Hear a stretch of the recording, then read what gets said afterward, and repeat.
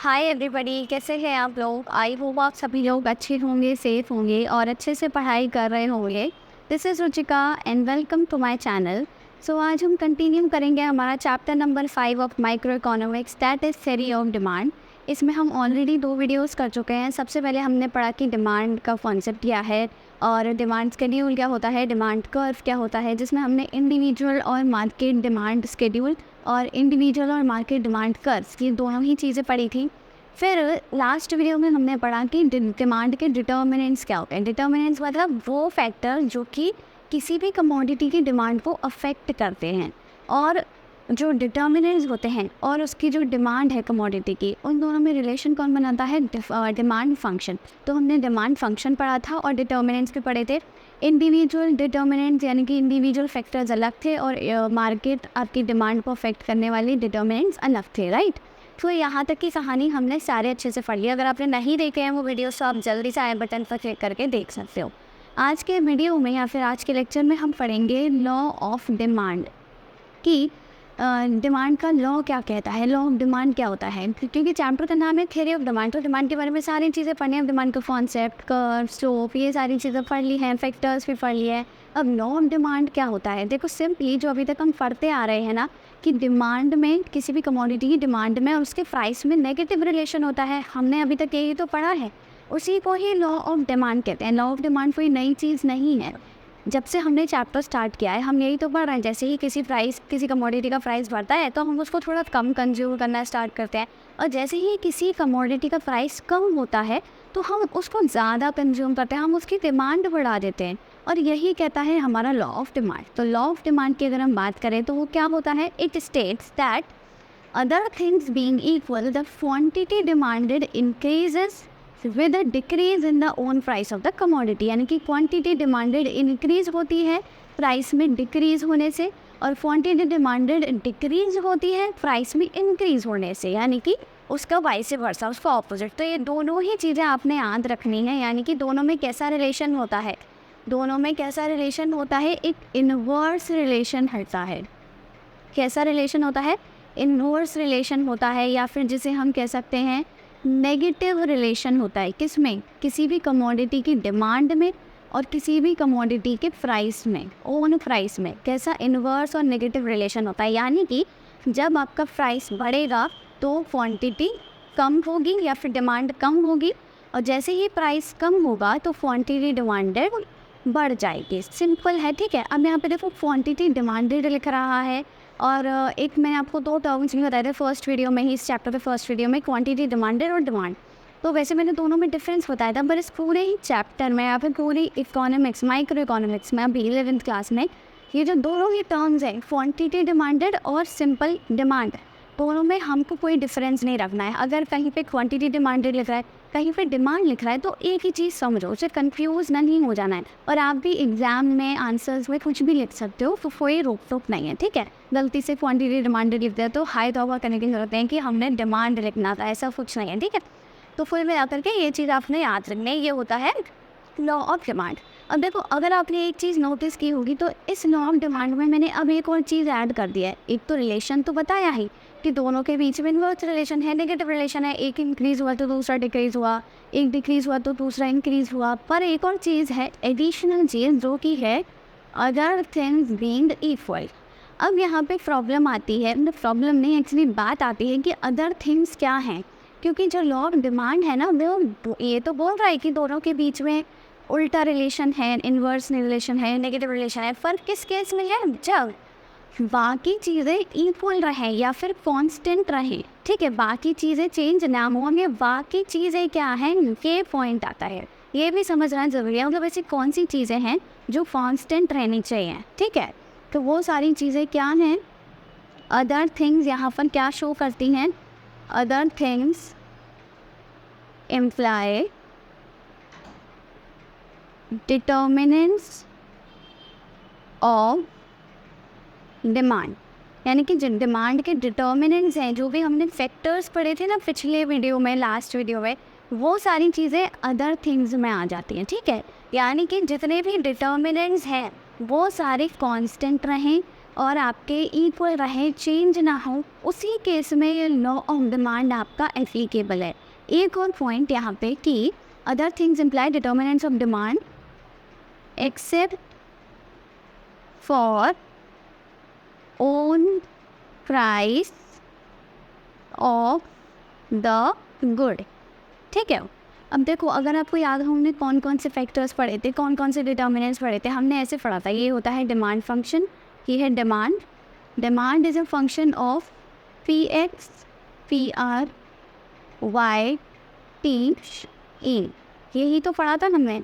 अब ये जो पांचों डिटर्मिनेंट्स हैं इसमें से ये इसको छोड़ करके बाकी जो चारों हैं ये चारों क्या हो, कांस्टेंट रहे। अब हमने इसको क्यों छोड़ा, क्योंकि ये तो own price of the commodity है ना, own price of the commodity. और हम ये जो रिलेशन बता रहे हैं ये own price of the commodity और डिमांड में ही तो बता रहे हैं, तो हम इसे कैसे इक्वल रख सकते हैं भाई, ये तो चेंज हो भी रहा है। तो इसको छोड़ करके यानी कि फी एक्स को छोड़ करके फी आर वाई टी ई, यानी कि ये चारों आपके जो डिटर्मिनेंट्स हैं ये चारों कांस्टेंट रहें, तभी आपका लॉ ऑफ डिमांड एप्लीकेबल होता है। आई होप क्लियर हो सकेंगी सारी चीज़ें।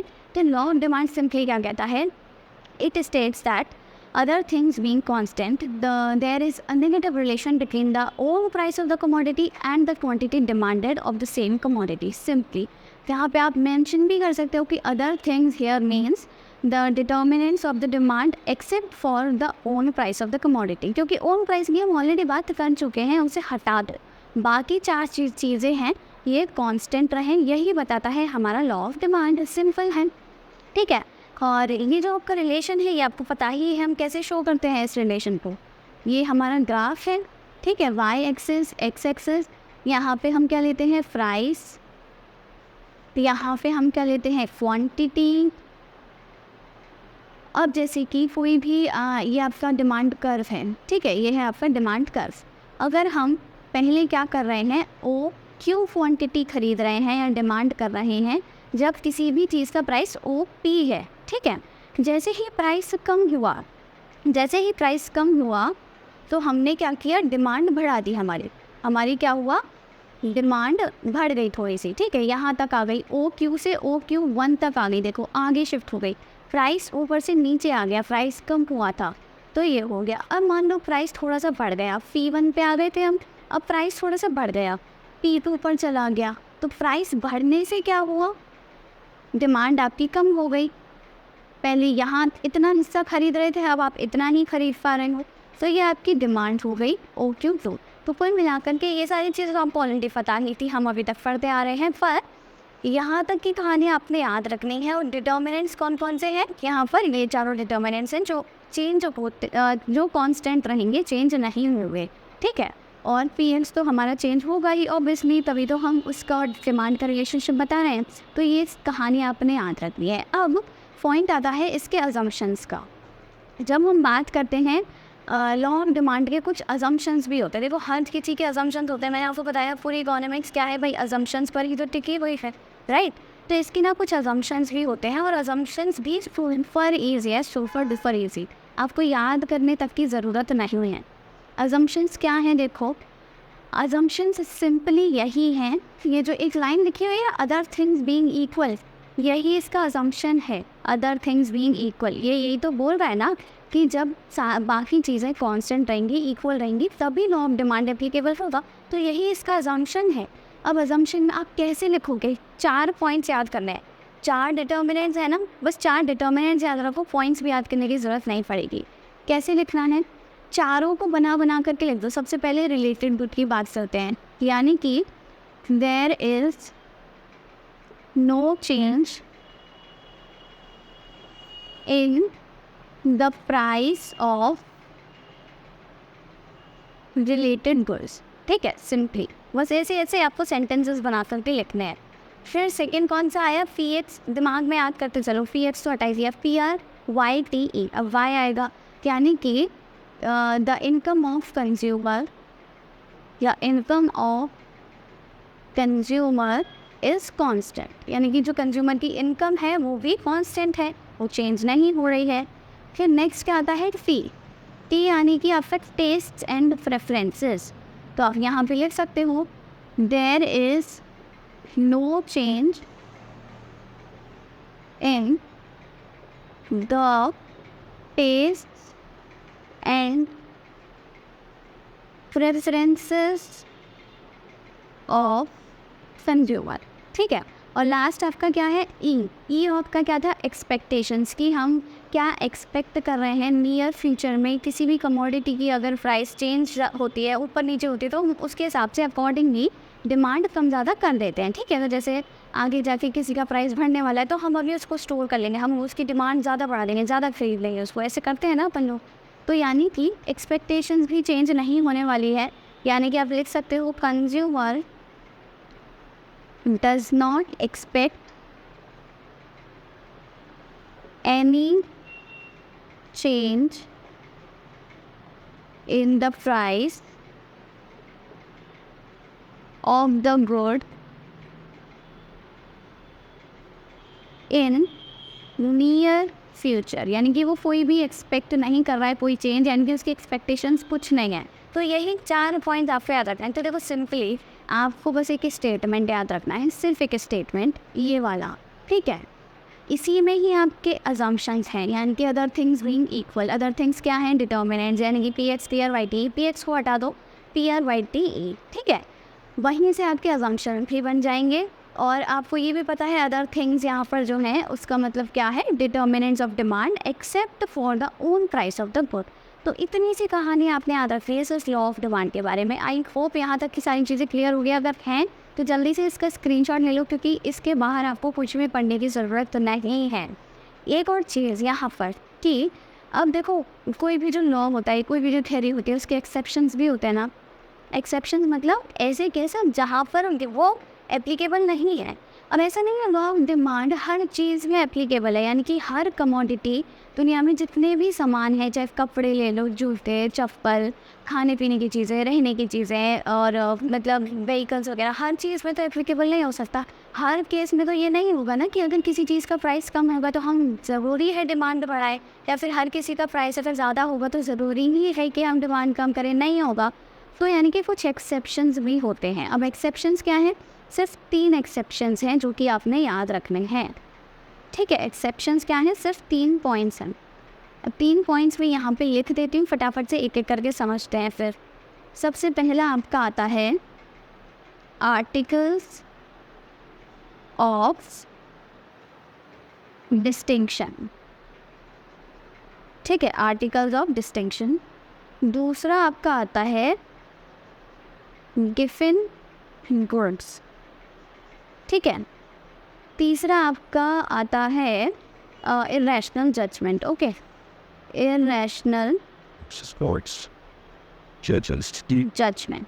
ये 3 पॉइंट्स आपने याद रखने हैं, यानी कि इन 3 केसेस में आपका जो लॉ ऑफ डिमांड है वो एप्लीकेबल नहीं होगा। अब लॉ ऑफ डिमांड एप्लीकेबल नहीं होगा, इसका मतलब क्या है कि प्राइस बढ़ने पे क्वांटिटी कम नहीं होगी और प्राइस कम होने पे क्वांटिटी बढ़ेगी नहीं। तो अब होगा क्या, यानी कि इस केस में ये होगा, इन तीनों ही केस में ये होगा कि प्राइस बढ़ने पे क्वांटिटी भी बढ़ेगी और प्राइस कम होने पे क्वांटिटी भी कम हो जाएगी, यानी कि पॉजिटिव रिलेशन होगा। जहाँ लॉ ऑफ डिमांड में इन्वर्स रिलेशन और नेगेटिव रिलेशन की बात करते हैं, इसी केस में, इन एक्सेप्शंस के केस में क्या हो जाएगा, पॉजिटिव रिलेशन हो जाएगा और डायरेक्ट रिलेशन हो जाएगा। अब कैसे होगा, देखो सबसे पहला पॉइंट आता है articles of distinction. Article of distinction मतलब ऐसे गुड्स होते हैं जो कि सोशल डिस्टिंक्शन शो करते हैं, यानी कि ये ऐसे गुड्स होते हैं जिनकी डिमांड होती ही ज़्यादा इसीलिए क्योंकि उनका प्राइस हाई है। अगर उनका प्राइस कम हुआ ना तो उनकी डिमांड ही नहीं रहेगी इतनी। जैसे कि फॉर एग्जांपल, बेस्ट एग्जांपल अगर मैं दूँ ना, तो आप अपने आसपास में भी लोगों को देखना, हर तीसरा चौथा बंदा या बंदी क्या बोलता है कि भाई मेरे को आईफोन लेना है, मुझे आईफोन ख़रीदा, मुझे आईफोन पसंद है, मेरे को भी आईफोन चाहिए, ऐसे ऐसे बोलते हैं कि नहीं। अब उसकी डिमांड इतनी ज़्यादा क्यों है, आईफोन इतना डिमांड में क्यों रहता है, क्योंकि उसका प्राइस बहुत ज़्यादा हाई है, इसीलिए तो हर चौथा इंसान आईफोन ख़रीदने की इच्छा रखता है। मान लो अगर कल को आईफोन 20-20 हज़ार रुपये में मिलने लग जाए, 25-25 हज़ार रुपये में मिलने लग जाए, तो क्या वो इतना ज़्यादा डिमांड में रहेगा? आपको लगता है एक बार को कुछ लोग खरीद लेंगे पर सोचेंगे यार ये भी तो 20 हज़ार का मिल रहा है, हम नहीं खरीद रहे, नहीं खरीदेंगे। तो इसीलिए यानी कि उसका प्राइस हाई है, वो इसीलिए ज़्यादा डिमांड में है। जैसे उसका प्राइस कम होगा ना, वो उसकी डिमांड गिर जाएगी, यानी कि पॉजिटिव रिलेशन होगा, प्राइस कम डिमांड कम। इसी तरह बहुत सारी चीज़ें हैं जो विंटेज कार्स होती हैं या फिर जो लग्जरी कार्स होती हैं, जैसे कि आपका क्या कहते हैं एम्बेसडर है, ठीक है, गाड़ी। या फिर जो लग्जरी कार्स होती हैं जैसे कि फेरारी हो गई, रोल्स रॉयस हो गई, ये बहुत सारी लग्जरी कार्स हैं। और भी चीज़ें हैं जैसे डायमंड है। ये सारी ये चीज़ें क्यों इतनी डिमांड में हैं? क्योंकि इनका प्राइस हाई है। मान लो डायमंड भी कल को बहुत सस्ता मिलने लग जाए तो क्या वो इतना डिमांड में रहेगा? नहीं, उसकी डिमांड कम हो जाएगी। यानी कि आर्टिकल्स ऑफ डिस्टिंक्शन वो आपके गुड्स होते हैं या फिर वो आर्टिकल्स होते हैं, वो गुड्स होते हैं जो कि जिनका प्राइस कम होने पे उनकी क्वांटिटी डिमांडेड कम हो जाएगी और प्राइस बढ़ने पर उनकी क्वांटिटी डिमांडेड बढ़ेगी। और ये जो आर्टिकल्स ऑफ डिस्टिंक्शन है वो सोशल डिस्टिंक्शन शो करते हैं। क्यों? क्योंकि ये जो पैसा बढ़ा, मतलब प्राइस बढ़ा, तो क्वांटिटी डिमांडेड बढ़ी। पर ये क्वांटिटी डिमांडेड यानी कि फिर ये जो डिमांड है वो कौन बढ़ा रहा है? सिर्फ अमीर लोग ही तो बढ़ा सकते हैं ना। ऑब्वियसली हमारे बस की तो बात है नहीं डायमंड खरीदना, भाई रोल्स रॉयस खरीदना, नहीं है ना। तो यानी कि ये जो आर्टिकल्स हैं इनका नाम इसीलिए आर्टिकल्स ऑफ सोशल डिस्टिंक्शन भी होता है या फिर आर्टिकल्स ऑफ डिस्टिंक्शन है, क्योंकि ये डिस्टिंक्शन शो करते हैं हमारी जो सोसाइटी में दो सेक्शंस हैं उनके बीच में, पुअर और रिच के बीच। ठीक है, समझ आ रहा है? तो इसीलिए इस केस में क्या होगा, आपका जो डिमांड है और आपकी जो प्राइस है दोनों में पॉजिटिव रिलेशन होगा। प्राइस कम हुआ डिमांड कम हुई, प्राइस बढ़ा डिमांड बढ़ी। आई होप ये क्लियर है। नेक्स्ट आता है गिफ्टिंग गुड्स। अब गिफ्टिंग गुड्स क्या होते हैं? देखो, मैंने आपको इन्फीरियर गुड्स पढ़ाया था पिछले वीडियो में, जब मैंने कौन सी चीज़ बताई थी, जब कंज्यूमर की इनकम वाला जो मैंने आपको वो बताया था डिटर्मिनेंट। ठीक है, जब उसमें आपको मैंने नॉर्मल गुड्स और इन्फीरियर गुड्स के बारे में बताया था। इन्फीरियर गुड्स कौन से होते हैं? थोड़े घटिया क्वालिटी के। यानी कि उसमें क्या होता है, अगर आपका क्या कहते हैं प्राइस अगर इन्फीरियर गुड का नहीं, हमारी इनकम अगर बढ़े तो हम क्या करते हैं, इन्फीरियर गुड की क्वांटिटी कम कर देते हैं। इनकम बढ़ने पर हमारी इन्फीरियर गुड का डिमांड कम होती है, क्योंकि हम अच्छे गुड्स पर शिफ्ट हो जाते हैं। इन्फीरियर यानी कि घटिया घटिया खरीदना कम कर देते हैं, उसकी डिमांड कम कर देते हैं। तो हम क्या करते हैं, अच्छे वाले गुड्स पर शिफ्ट हो जाते हैं। इनकम बढ़ने पर इन्फीरियर डिमांड, जो इन्फीरियर गुड्स हैं उनकी डिमांड कम हो जाती है। इसी तरह गिफ्टिंग गुड्स क्या होते हैं? गिफ्टिंग गुड्स होते हैं सुपर इन्फीरियर, मतलब और घटिया से भी घटिया क्वालिटी के गुड्स। अब अगर इन घटिया गुड्स, जो घटिया से भी घटिया क्वालिटी के गुड्स हैं, इनकी अगर प्राइस कम होगी तो ऑब्वियसली इनकी क्वांटिटी भी कम हो जाएगी, राइट। अगर इनका प्राइस कम हुआ तो इनका क्वांटिटी भी कम होगा, और अगर इनका प्राइस बढ़ेगा तो इनका क्वांटिटी भी बढ़ेगा। समझ आ रहा है? तो यानी कि यहाँ पे भी क्या है, एक पॉजिटिव रिलेशन है प्राइस के बीच में और आपकी क्वांटिटी डिमांडेड के बीच में। लास्ट आता है इरैशनल जजमेंट। अब इरैशनल जजमेंट से कैसे हम लॉ ऑफ डिमांड को डिफाई कर सकते हैं? इरैशनल जजमेंट क्या होता है? देखो, यूजुअली हम लोग वो सबकी आदत होती है, अगर जैसे हम कोई चीज़ लेने गए, लेट अस सपोज हम लेने गए हैं कोई एक अच्छा फ़ोन। अब मान लेते हैं कि लेट अस सपोज दोनों ही फ़ोन में, दोनों ही अलग अलग कंपनी के फ़ोन हैं, दोनों में ही ना उस पर सेम स्पेसिफिकेशन बताएं कि भाई इतना इतना उसका रैम है, इतना रोम है, ऐसा कैमरा है, ये सारी क्वालिटीज़ हैं। पर एक है 10,000 का और एक है 12,000 का। ठीक है, तो हमारे दिमाग में ये कीड़ा होता है कि ये 12,000 वाला है ना, तो ये शायद अच्छा ही होगा थोड़ा सा, भले ही इसमें सेम स्पेसिफिकेशंस है, पर फिर भी हमारे दिमाग में खुजली होती है कि नहीं, वो 12,000 का है, वो अच्छा होगा, उसमें कुछ तो अच्छा होगा, कुछ तो एक्स्ट्रा होगा, तभी उसका प्राइस 2,000 रुपये ज़्यादा है, होता है ना। यानी कि हम एक इरैशनल जजमेंट देते हैं। जैसे कि अगर हम गुड्स की बात करें, कुछ ऑर्गेनिक गुड्स होते हैं, कुछ इनऑर्गेनिक गुड्स होते हैं। तो हम क्या करते हैं कि जो ऑर्गेनिक गुड्स होते हैं ना, उनका हमेशा प्राइस ज़्यादा होता है। ठीक है, उनका प्राइस ज़्यादा होता है, तो हम सोचते हैं कि ऑर्गेनिक गुड्स अच्छे ही होंगे। मतलब दिमाग में हमारे खुजली होती है कि अगर कोई चीज़ थोड़ी सी ज़्यादा महंगी है तो वो अच्छी क्वालिटी की होगी। हम क्वालिटी को उसके प्राइस से कम मतलब आप कह लो जज करते हैं, किसी भी कमोडिटी की क्वालिटी को उसके प्राइस से जज करते हैं। अगर वो महंगी है तो उसकी क्वालिटी अच्छी है और इसीलिए हम भी प्रेफर करते हैं। तो यानी कि इरैशनल जजमेंट के थ्रू भी आप क्या करते हो, लॉ ऑफ डिमांड को डिफाई कर देते हो। उस केस में भी प्राइस ज़्यादा होने पर आप उसकी डिमांड करते हो और डिमांड बढ़ती है, और प्राइस अगर कम है तो उसकी डिमांड नहीं करते, उसकी डिमांड घटती है। यानी कि यहाँ पर भी लॉ ऑफ डिमांड आपका आप कह लो एप्लीकेबल नहीं होता है। यानी कि 3 केसेस हमने पढ़ लिए, आर्टिकल्स ऑफ डिस्टिंक्शन या फिर आर्टिकल्स ऑफ सोशल डिस्टिंक्शन, और गिफ्टिंग गुड्स और आपका इरैशनल जजमेंट। ये 3 केसेस ऐसे हैं जहाँ पर लॉ ऑफ डिमांड एप्लीकेबल नहीं होता। अब एप्लीकेबल नहीं होता तो लॉ ऑफ कह रहे हैं, डिमांड कर्व जो है उसका वो कैसा होगा, शेप कैसा होगा। यूजुअली अगर हम देखें तो हमारा डिमांड कर्व कैसा होता है, ऐसा होता है। अभी अभी मैंने बताया था, अगर इन तीनों केसेस की बात करें जहाँ पर लॉन्ग डिमांड एप्लीकेबल नहीं है, उन केसेस में डिमांड कर्व हमारा ऐसा होगा। क्यों होगा? क्योंकि इनमें तो क्या हो रहा है, प्राइस अगर कम हुआ, देखो यहाँ पे कम कर दिया मैंने प्राइस, तो क्वांटिटी बढ़ रही है ना। पर इन केसेस में मैंने क्या बताया, प्राइस बढ़ने पर क्वांटिटी बढ़ेगी, पॉजिटिव रिलेशन। प्राइस कम होने पे क्वांटिटी घटेगी, पॉजिटिव रिलेशन। यानी कि यहाँ पे देखो प्राइस और क्वांटिटी पहले इतना है, प्राइस अगर मैं बढ़ाती हूँ ऊपर तो क्वांटिटी भी बढ़ गई आगे, प्राइस में और बढ़ाती हूँ तो क्वांटिटी और बढ़ गई, प्राइस में मान लो कम कर देती हूँ तो क्वांटिटी भी कम हो गई। यानी कि यहाँ पे क्या है, पॉजिटिव रिलेशन है। तो जब लॉ ऑफ डिमांड जिस सिचुएशन में एप्लीकेबल नहीं होता, वहाँ पर आपका जो डिमांड कर्व है कैसा बनेगा, वो अपवर्ड स्लोपिंग बनेगा। ये कैसा होता है, डाउनवर्ड स्लोपिंग है, ये अपवर्ड स्लोपिंग है। यहाँ तक की कहानी क्लियर हुई। फटाफट से इसका स्क्रीनशॉट ले लो अगर आपको इम्पॉर्टेंट लगता है तो, क्योंकि इसी के बाहर आपका कुछ भी एक्स्ट्रा चीज़ नहीं है, मतलब कोई चीज़ नहीं है जो मैंने छोड़ दी हो। ये सारी चीज़ें हैं जो मैंने कवर कर रखी हैं। छोटा सा टॉपिक बचता है, जल्दी से उसे कवर कर लेते हैं। So now let's move on to the next topic. अब हमको एक छोटी सी चीज़ और समझनी है जो कि बहुत बहुत इंपॉर्टेंट है इस लॉ ऑफ डिमांड को कंप्लीट करने के लिए, ठीक है। अभी हमने इस वजह को क्या पढ़ा कि जैसे ही प्राइस कम होता है तो हम क्वांटिटी बढ़ा देते हैं, यानी कि प्राइस कम होने पर हम डिमांड ज़्यादा करते हैं किसी भी चीज़ की। तो एक सवाल आपके दिमाग में ये नहीं आ रहा कि अगर प्राइस कम हो रहा है तभी हम क्यों डिमांड ज़्यादा कर रहे हैं? अगर प्राइस मान लो कांस्टेंट रहा है तब हम क्यों नहीं ज़्यादा खरीद रहे कोई चीज़, या फिर प्राइस अगर मतलब चेंज नहीं हो रहा है तो हम क्यों नहीं ज़्यादा खरीद रहे कोई चीज़? कम होने पर ही क्यों हम ज़्यादा खरीदने लग जाते हैं? ऐसा क्या रिश्ता है ये प्राइस और डिमांड का? ये एक इम्पॉर्टेंट क्वेश्चन है, इसके पीछे काफ़ी सारे रीजंस हैं दैट यू मस्ट नो। तो पहले क्वेश्चन लिख लेते हैं। क्वेश्चन हमारा क्या है, why more of good is purchased when its price fall, यानी कि जब प्राइस फॉल होता है, कम होता है, तभी क्यों हम किसी गुड को ज़्यादा परचेज करते हैं। या फिर इस क्वेश्चन को घुमा करके भी कोई पूछ सकता है कि जो हमारा डिमांड कर्व है वो डाउनवर्ड स्लोपिंग क्यों होता है। जैसे कि यहाँ पे आप लिख सकते हो, Y the demand curve is downward sloping, ठीक है।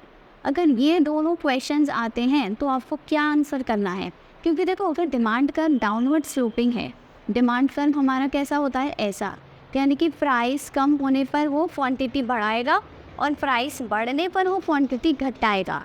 तो प्राइस कम होने पर अगर हम P से P1 पर आ गए तभी हमने क्यों अपनी क्वांटिटी Q से Q1 पर आगे शिफ्ट करी, ज़्यादा बढ़ाई, ठीक है। यही तो हमारा क्वेश्चन है, why more of good is purchased when its price fall.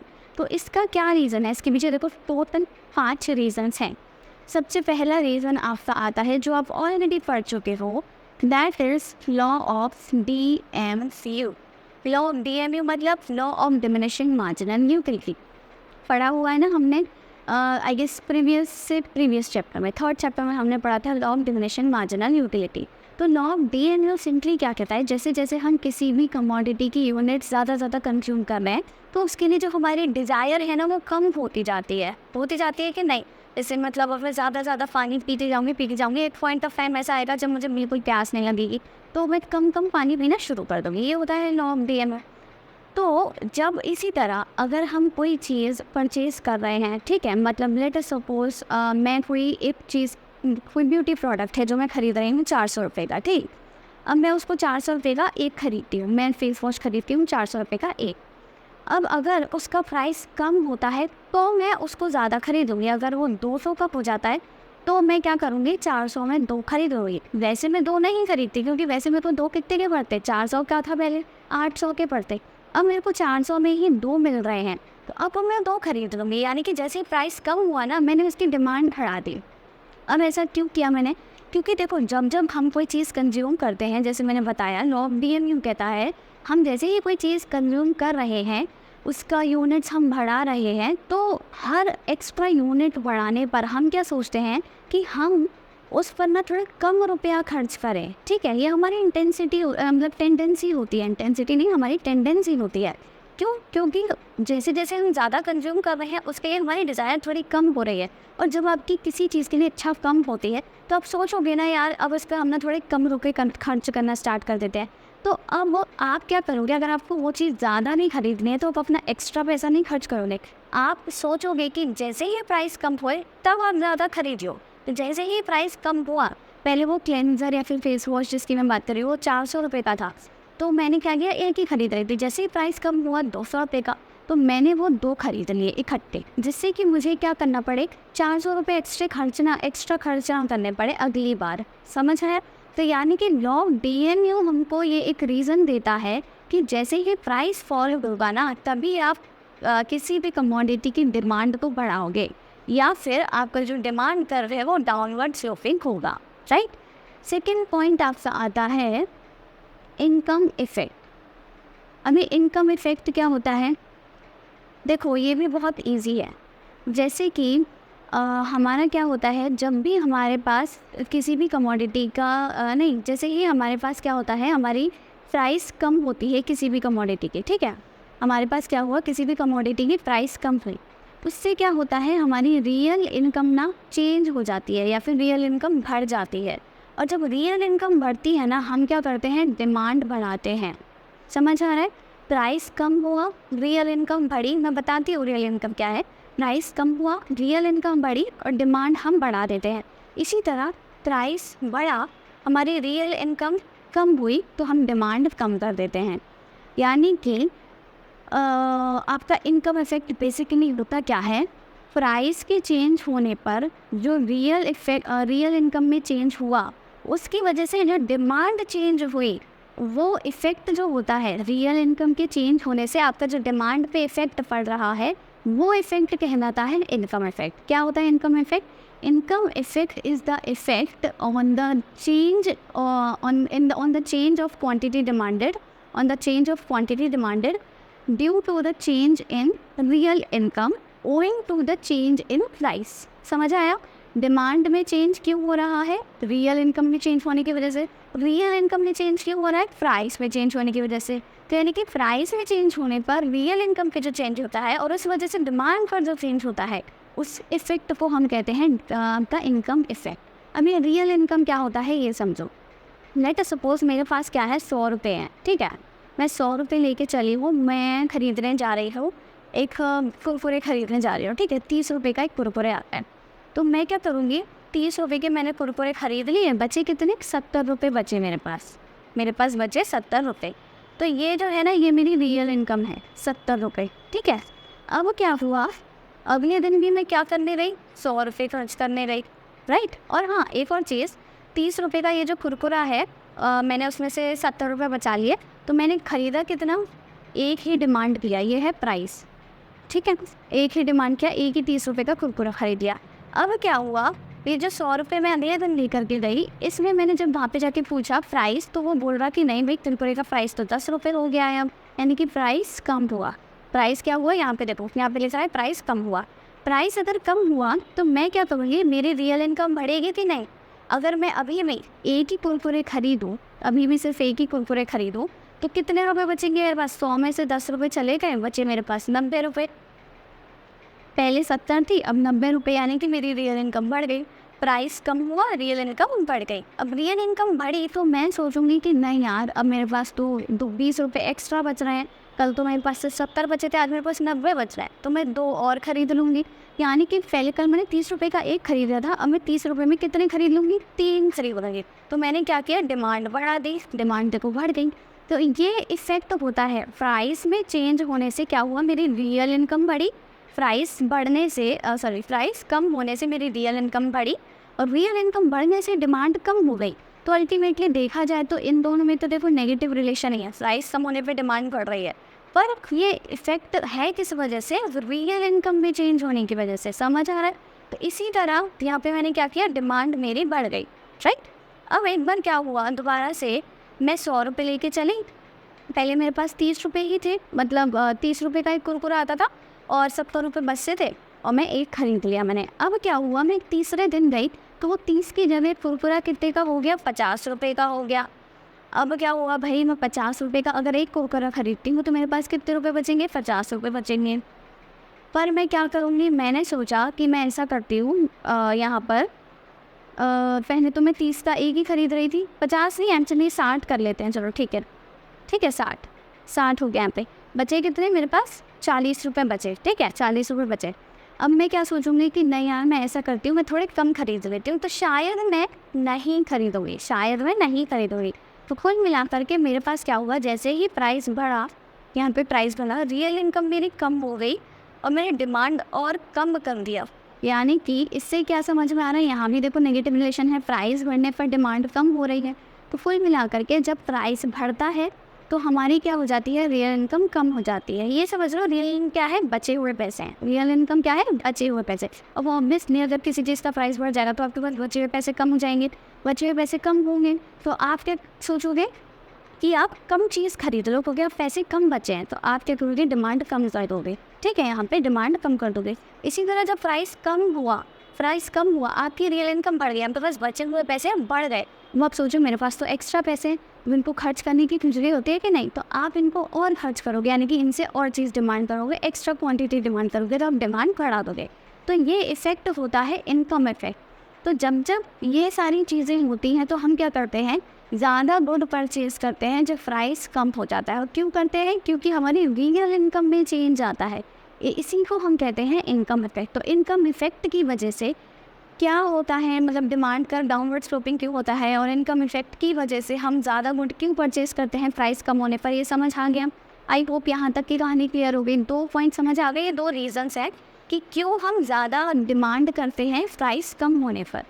तीसरा आपका पॉइंट आता है इनकम इफ़ेक्ट तो हो गया, सब्स्टिट्यूशन इफ़ेक्ट, जो कि आप ऑलरेडी पढ़ चुके हो। लास्ट वीडियो में अगर आपको याद हो तो मैंने आपको सब्स्टिट्यूट गुड्स के बारे में बताया था, ठीक है। सब्स्टिट्यूट गुड्स होते हैं कुछ जो कि एक दूसरे को रिप्लेस कर सकते हैं, सब्स्टिट्यूट कर सकते हैं। तो सब्स्टिट्यूशन इफ़ेक्ट क्या होता है कि एक दूसरे की जगह सब्स्टिट्यूट हम करते हैं, दोनों गुड्स को एक दूसरे की जगह चेंज कर रहे हैं, रिप्लेस कर रहे हैं, तो उन पर जो इफ़ेक्ट पड़ता है एक दूसरे की डिमांड पर, वो होता है सब्स्टिट्यूट इफ़ेक्ट। यानी कि एक के प्राइस में चेंज होने पर दूसरे की डिमांड पे क्या इफ़ेक्ट पड़ रहा है, वो होता है आपका सब्स्टिट्यूट इफ़ेक्ट। ये होता है सब्स्टिट्यूट गुड्स के बीच में, ये होता है ये substitute effect, right, substitution effect actually. तो अब देखो, जैसे कि मान लो ये एक्स गुड है, ये वाई गुड है, ये दोनों क्या हैं, सब्स्टिट्यूट्स हैं, राइट।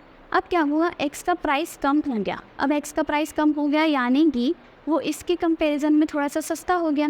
मान लो पहले दोनों का प्राइस था 50 रुपये, ठीक है, अब एक्स का प्राइस हो गया 40 रुपये, इसका 50 ही है, यानी कि अब ये थोड़ी सी सस्ती हो गई एक्स वाली कमोडिटी। अब जब एक्स कमोडिटी सस्ती हो गई तो वाई जो कंज्यूमर्स खरीद रहे हैं वो भी तो एक्स पे शिफ्ट हो जाएंगे। वो क्यों 50 रुपये देंगे जब वो 10 रुपये बचा सकते हैं और वो वाई की जगह एक्स को यूज़ कर सकते हैं। क्यों कर सकते हैं, क्योंकि वो दोनों को सब्स्टिट्यूट्स हैं। तो वो क्या करेंगे, वाई से एक्स पर शिफ्ट हो जाएंगे। जैसे वो वाई से एक्स पर शिफ्ट होंगे तो वाई की डिमांड कम हो जाएगी, वाई की डिमांड क्या हो गई, कम, और इसकी डिमांड क्या हो गई, ज़्यादा। यानी कि इसका प्राइस कम होने पर इसकी डिमांड ज़्यादा हो गई। और क्यों हुई, क्योंकि ये दोनों गुड्स सब्स्टिट्यूट हैं। ये दोनों गुड्स क्या है, सब्स्टिट्यूट हैं। इसके खुद के प्राइस में कोई चेंज नहीं आया, वाई के खुद के प्राइस में, पर इसकी डिमांड फ्री फंड में कम हो गई। फ्री फंड में क्यों कम हुई, क्योंकि इसका जो साथी है, सब्स्टिट्यूट गुड है, उसका प्राइस कम हो गया था, तो इस चक्कर में यहाँ से लोग यहाँ शिफ्ट हो गए। तो ये भी रीज़न होता है, सब्स्टिट्यूशन इफेक्ट रीज़न होता है कि क्यों हम प्राइस कम होने पर ज़्यादा खरीदते हैं। वैसे तो यहाँ के कंज्यूमर्स एग्स नहीं खरीद रहे थे, पर जैसे ही उन्होंने देखा भाई प्राइस कम हो गया, लोग लपक के वहाँ चले गए। तो ये एक रीज़न है कि क्यों हम प्राइस कम होने पर ज़्यादा सामान खरीदते हैं। ये भी आपको क्लियर हो गया। नेक्स्ट आपका आता है 4th point, size of consumers. Size of consumers मतलब कि अगर कोई चीज़ सस्ती हो जाती है, ठीक है, तो उसको देखो और भी लोग अफोर्ड कर सकते हैं। अब जैसे कि मैंने अभी इसका बताया, मान लो कोई ऐसी चीज़ है जो कि थोड़े गरीब लोग अफोर्ड नहीं कर पा रहे हैं शायद, ठीक है। मान लेते हैं जैसे कि लेट अस सपोज 2 क्वालिटी के चावल आते हैं, ठीक है। एक है 60 रुपये वाले और एक आते हैं 35 रुपये वाले, ठीक है। अभी जो गरीब लोग हैं थोड़े, वो क्या कर रहे हैं, 35 वाले खरीद रहे हैं, हम लोग 60 रुपये वाले खरीद रहे हैं। मान लो अभी 60 रुपये वाले चावलों का ना प्राइस थोड़ा कम हो जाए, कितना कम हो जाए, ये 40 रुपये के हो गए, तो यहाँ से कुछ लोग, भले ही 1 या 2, कुछ लोग तो कहेंगे ना, जो सोचेंगे आप 35 में 5 रुपये और ऐड कर देते हैं, हम 40 वाले ले लेते हैं। क्यों? क्योंकि पहले ये 60 के मिलते थे, अब इनका ना प्राइस कम हो गया है, तो हम ना वहाँ शिफ्ट हो जाते हैं। यानी कि जैसे ही किसी चीज़ का प्राइस कम होता है तो साइज़ ऑफ कंज्यूमर्स बढ़ जाता है। पहले अगर ये 60 रुपये वाले चावल सिर्फ 100 लोग खरीद रहे थे, अब यहाँ से भी मान लो 5 लोग और ऐड हो गए, 105 लोग खरीदेंगे अब यही चावल को।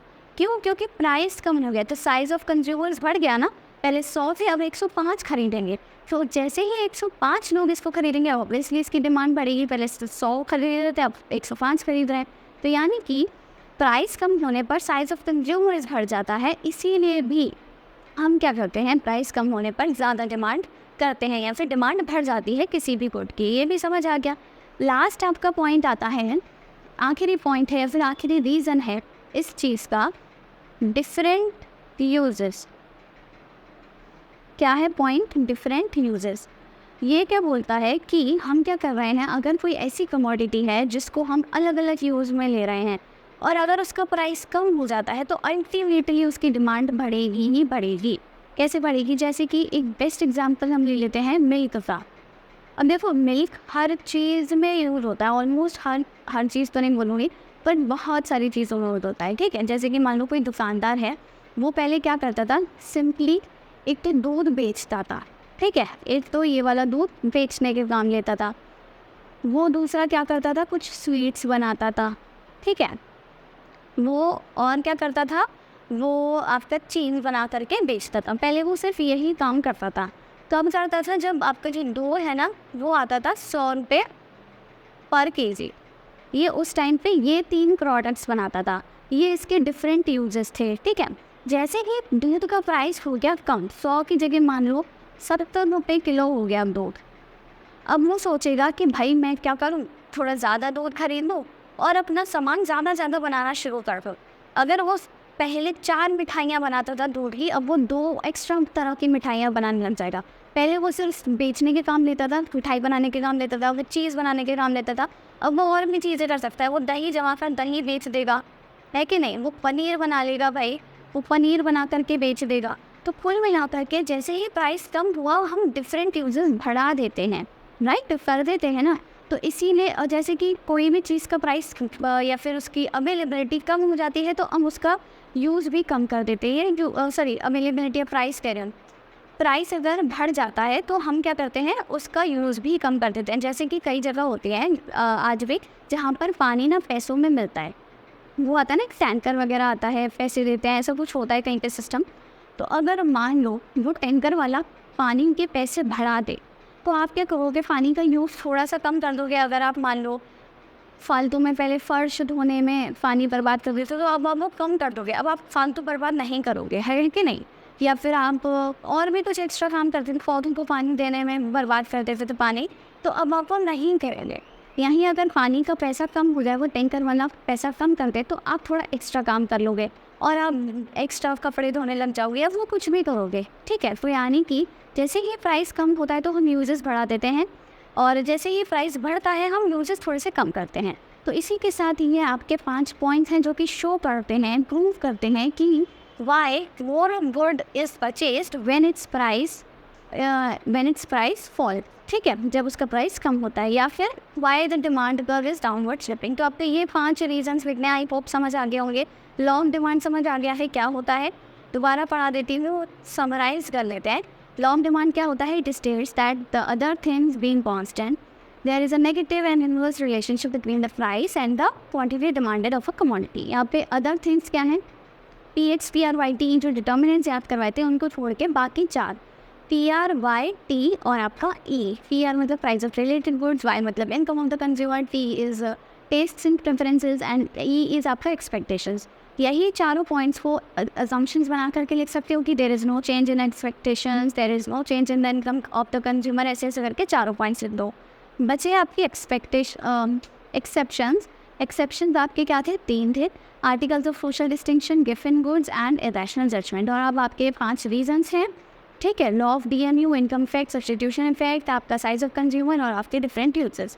सो इसी के साथ आपका ये लेक्चर खत्म होता है। आई होप आपको वीडियो अच्छा लगा होगा, तो जल्दी से लाइक कर दे and share it with your friends.